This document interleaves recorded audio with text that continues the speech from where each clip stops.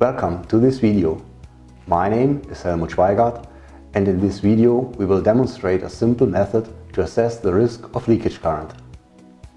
Flux residues are the most pivotal source of leakage current on electronic assemblies. No clean flux should encapsulate the activators even in thin films. But is this given under all kind of solder profiles for all copper distribution designs?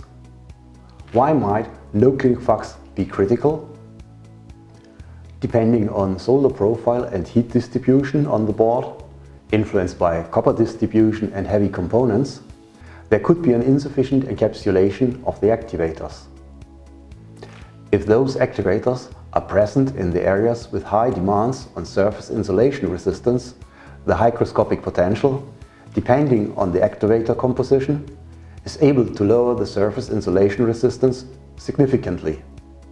Such areas might be, for example, narrow ground conductors, voltage circuit conductor pins at connectors or other components, support capacitors, between pins of oscillator contacts, or measuring bridges.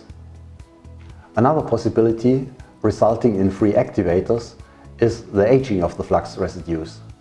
This means that the covering resin layer will break, especially due to the thermal cycling.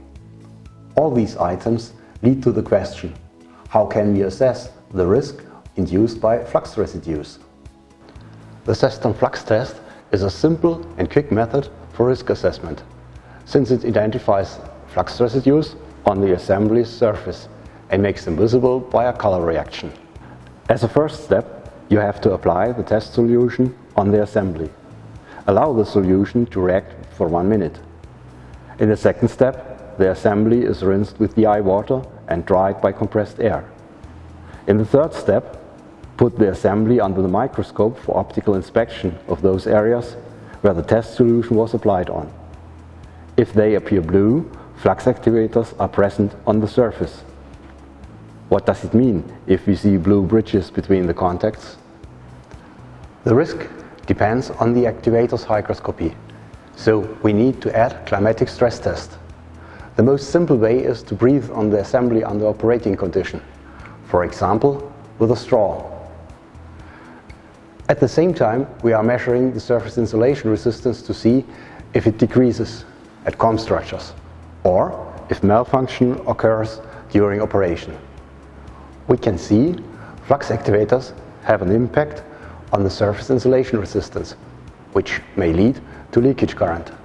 Therefore, they should be removed to ensure a reliably operating assembly. With a combination of the Sestron flux test and the breathing stress test, we showed you an easy and time-saving approach to determine the reliability of the surface insulation resistance. With this enlarged flux test procedure, you can check out dedicated areas for the risk of leakage current, and it is also a simple tool to deal with customer complaints.